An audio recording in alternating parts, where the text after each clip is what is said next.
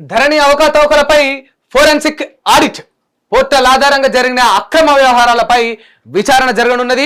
Digital లావాదేవీల్లో చేతులు మారిన భూముల చరిత్ర వెలికి తీసే యోచనలో మరి ప్రభుత్వం ఉన్నట్టయితే ఇక చెప్తా ఉన్నారు. ఏ కంప్యూటర్ నుంచి ఎప్పుడు ఏ ఐపీతో జరిగాయో గుర్తించనున్న ఆడిట్ విధి విధానాలపై కసరత్తు త్వరలో ఓ సంస్థకు విచారణ బాధ్యత కూడా అప్పగించిందట. ఇంకా ఏ కంప్యూటర్ నుంచి ఎప్పుడు ఏ ఐపీతో మరి ఈ యొక్క లాగిన్లన్నీ జరిగాయో, మరి ఎట్లయితే భూములు చేతులు మారాయో మరి డిజిటల్గా, ఇవన్నీ కూడా వెలికితీసే ప్రయత్నంలో ప్రభుత్వం ఉన్నదని చెప్తా ఉన్నారు. సరే, ధరణిలో ఇంకా అక్రమాలు జరిగినాయి, అన్యాయాలు జరిగినాయి. ప్రభుత్వ భూములన్నీ కూడా కేసీఆర్ కుటుంబం బీఆర్ఎస్ హయాంలో ఉన్న వాళ్ళు దోసుక తిన్నారని చెప్పేసి పలుమార్లు కొన్ని వందల సార్లు మరి ఇప్పుడున్న ప్రభుత్వం నాటి ప్రతిపక్షంలో ఉన్నప్పటి నుంచి కూడా ఆరోపణలు చేస్తూ ఉన్నది. సరే ఫైన్, బాగుంది. ఒక విషయం ఏంటంటే, మనం ఇక్కడ ఈ ధరణి అంశం కావచ్చు, ఇంకోటి కావచ్చు అంశాలు వచ్చినప్పుడు మనం గుర్తు చేసుకోవాల్సిన కొన్ని అంశాలు ఉన్నాయి ఖచ్చితంగా. అంటే ఖచ్చితంగా యావత్ తెలంగాణ సమాజం వీటిని గుర్తు చేసుకోవాలి. నిజంగా ధరణిలో అవకతవకలు జరుగుంటే, నిజంగా ధరణిలో ఇంత అన్యాయాలు జరుగుంటే ఇప్పుడే వార్త వేసిరు. ఇక్కడ ఏమన్నారు, ఏ కంప్యూటర్ నుంచి ఎప్పుడు ఏ ఐపీతో జరిగాయో గుర్తించనున్న ఆడిట్ అన్ని గుర్తిస్తారట. ఇక విధి విధానాలపై కసరత్తు త్వరలో ఓ సంస్థకు విచారణ బాధ్యత కూడా అప్పగిస్తారట. ఈ విచారణ అంతా కూడా బాధ్యత ఒక సంస్థకు అప్పగిస్తారట. ఏం జరిగింది, ఎట్లా జరిగింది అంతా తెలుసుకోరని. గతంలో మీకు తెలుసా, ఒక కమిషన్ కూడా ఏర్పాటు చేశారు. విద్యుత్ కొనుగోలులో కేసీఆర్ అక్రమాలకు పాల్పడ్డాడు, అన్యాయాలకు పాల్పడ్డాడు, ఆర్థిక లావాదేవీలు ఎన్నో కూడా చేతులు మారినాయి, అది కేసీఆర్ చేతులు మీరుగా నేరుగా అని చెప్పేసి ఇదే ప్రభుత్వం ఆరోపణ చేసింది. దానికి సంబంధించి ఒక కమిషన్ కూడా వేసారు. ఇప్పుడు కొత్తగా వేరే వాళ్ళ కమిషన్ వేసి ఏదో చేస్తా అంటారు, కానీ ఆల్రెడీ ఒక కమిషన్ వేసారు ఈ యొక్క కరెంటు కొనుగోలు విషయంలో. ఏమైపోయింది సార్ కరెంటు కొనుగోలు అంశం? 1,00,000 కోట్లు మింగిండు కాళేశ్వరం సాక్షిగా అన్నారు. ఏమైపోయింది సార్ 1,00,000 కోట్లు మింగడం? 700 కోట్ల స్కామ్ జరిగిందన్నారు గొర్రెల పంపిణీలో. ఏమైపోయింది సార్? ఏమైపోయింది? దళిత బంధులో కమిషన్లు తీసుకొని 10 లక్షలకు 30%, 3 లక్షల చొప్పున ఒక్కొక్క ఎమ్మెల్యే నొక్కిండి అన్నారు. ఏమైపోయింది సార్? ఇట్లా చెప్పుకుంటా పోతే ఒక 10 వెళ్తాయి. వీళ్ళు ఉట్టిగానే 100 సార్లు ఉన్నాయి, ఇక 50 సార్లు అన్నాయి, ఇంకొన్ని ఉంటాయి, 20 సార్లు అన్నాయి, కొన్ని ఉంటాయి, ఉట్టిగానే జోలికి ఒక మాట కన్నయ్య కూడా ఉంటాయి. అట్లా అంటే అన్ని ఆరోపణలు ఉన్నాయి. కేసుల అంశాలు పేపర్లలో వార్తల రూపంగా చూస్తున్నామే తప్ప కోట్ల దగ్గర కనిపిస్తలేవు సార్. కోట్ల దగ్గర కనిపిస్తలేవు, చూద్దామంటే కనిపిస్తలేవు. ఒక రాజకీయ నాయకుడు కోర్టు మెట్లు ఎక్కంగా చూద్దామంటే కనిపిస్తలేరు. అక్రమాలకు పాల్పడతారు, అన్యాయాలకు పాల్పడతారు, 100 కోట్లు మింగినని మీరే అంటారు, 1,00,000 కోట్ల స్కాములు జరిగినాయని మీరే అంటారు, డబ్బులు మారినాయని మీరే అంటారు. వాయమ్మో ఈ ముచ్చటంతా పక్కన పెడితే ఇంకా నిన్న మొన్న కేటీఆర్ది అయితే ఇక ఫార్ములా ఈ కార్ రేసులో 55 కోట్లు అక్రమంగా ప్రభుత్వ సొమ్ము దుర్వినియోగం చేసిండని, కేసీఆర్ అలా మింగిండని, కేటీఆర్ అలా మింగిండని. ఏమైపోయింది? ఆయన ఆడదాకా ఏసీబీ కమిషన్ గేట్ దాకా వచ్చిండు, లాయర్ని అలో చేస్తలేరు, అడ్వకేట్ని అలో చేస్తలేడని అట్లే వెనకకి తిరిగిపోయిండు. అది అట్లే పోయింది. లిఖితపూర్వకంగా ఇస్తా నా సమాధానం అన్నాడు, అది అట్లే పోయింది. ఏమైపోయింది?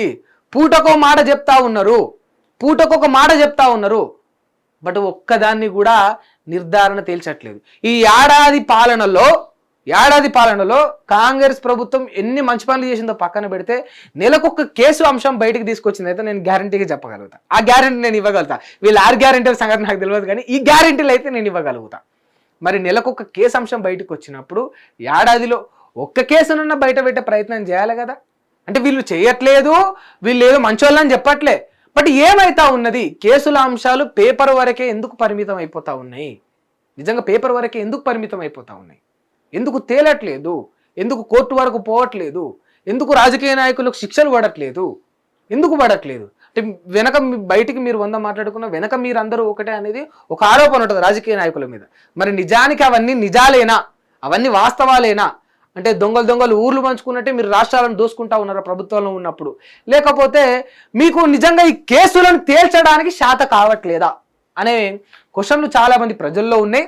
దీనికి ఖచ్చితంగా సమాధానం ప్రతిపక్షాలు కావచ్చు, ప్రభుత్వాలు కావచ్చు చెప్పాల్సి ఉంటుంది.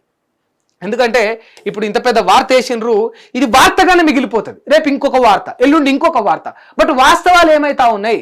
మరి నిజంగా ధరణిలో అక్రమాలు అన్యాయాలు జరుగుంటే ఎవరి మీద కేసులు పెట్టబోతా ఉన్నారు? ఎవరిని జైల్లో వేయబోతా ఉన్నారు? ఆ డబ్బులు ఎవరు మింగినరు? ఆ భూములు ఎవరి చేతిలోకి పోయినాయి? ఒక్క క్లారిటీ ఉండదే. ఇంత పెద్ద వార్త రాసిరు కదా, ఇప్పుడు నేను అంతా చదువుతా వినండి. డిజిటల్ లావాదేవీల రూపంలో ధరణి పోర్టల్లో విలువైన భూముల యాజమాన్య హక్కుల మార్పిడిలో జరిగిన అక్రమాలను తేల్చేందుకు ప్రభుత్వం త్వరలో ఫోరెన్సిక్ ఆడిట్ విచారణకు సిద్ధమవుతా ఉంది. డిజిటల్ సాంకేతికతతో కూడిన మదింపు కావడంతో ఈ బాధ్యతను ఒక ఏజెన్సీకి అప్పగించాలని నిర్ణయించింది. ప్రభుత్వ లేదా ప్రైవేటు సంస్థల ఆధీనంలోకి ఏజెన్సీకి ఈ బాధ్యతలను అప్పగించేందుకు సంబంధించిన విధి విధానాలపై కసరత్తు జరుగుతుండగా కొద్ది రోజుల్లోనే అది కార్యరూపం దాల్చనుంది. విశ్వసనీయంగా తెలిసిన సమాచారం మేరకు ధరణి పోర్టల్ ఏర్పాటు త్వరలో రాష్ట్రంలో విలువైన సర్కారు భూములు మాయమయ్యాయని ప్రభుత్వం అనుమానిస్తుంది. ముఖ్యంగా హైదరాబాద్ పరిసర జిల్లాల్లో మొత్తం కోట్ల విలువ చేసే భూములు యాజమాన్య హక్కులను సాంకేతికతను అడ్డు పెట్టుకుని గుట్టుచప్పుడు కాకుండా మార్చేసినట్లు అంచనా వేస్తుంది. సాఫ్ట్వేర్ను అనుకూలంగా మార్చుకుని రాత్రిపూట రెవెన్యూ కార్యాలయాల వెలుపల కూడా లావాదేవీలు జరిగిన సందేహాలు ఉన్నాయని సీఎం రేవంత్ రెడ్డి పలుమార్లు పేర్కొన్నారు. ఇంత పేర్కొన్నారు, రాత్రికి రాత్రి కోట్ల లావాదేవీలు జరిగినాయట, ఒకరి నుంచి ఒకరి చేతికి మారినాయట, ఒక్క రాత్రిలో ఓవర్ నైట్లోనే. మరి గింత పెద్ద అంశం ఇక మరి వాళ్ళ ఏం తేల్చబోతా ఉంటారు భవిష్యత్తులో. నేను నిజంగా సవాల్ చేస్తా ఉన్నా, నిజంగా మీకు చిత్తశుద్ధి ఉంటే, నిజంగా మీకు తెలంగాణ బిడ్డల పట్ల ప్రేమ ఉంటే, ఇక్కడ జరిగేవి అన్యాయాలను మీరు నిజంగా భావిస్తే, ఎందుకంటే దీన్ని వార్తగా చూడొద్దు కదా, 100 కోట్ల విషయాలంటే ఉట్టిగా వార్తనా అది? ఉట్టిగా ఒక జోలి, ఒక మాట, ఒక జోకా, కామెడీయా? ఏమైపోతా ఉన్నది? నిజంగా ఏం చేస్తూ ఉన్నారు అధికారంలో ఉండి? తెర మీదికి 100 తెస్తారు, బయటికి ఒక్కటి తేల్సారు. ఇవాళ నేను నిజంగా రేవంత్ రెడ్డి గారు మీరు ఇన్ని గొప్ప మాటలు చెప్తా ఉన్నారు కదా, నిజంగా మీకు చిత్తశుద్ధి ఉంటే దీన్ని తేల్చుండ్రు.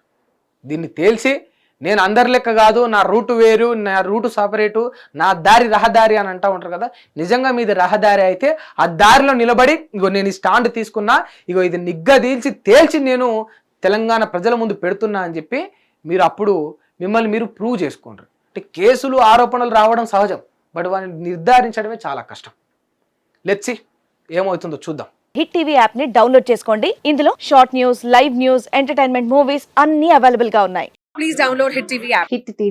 హిట్ టీవీ యాప్ ని ఫ్రీగా డౌన్లోడ్ చేసుకోండి.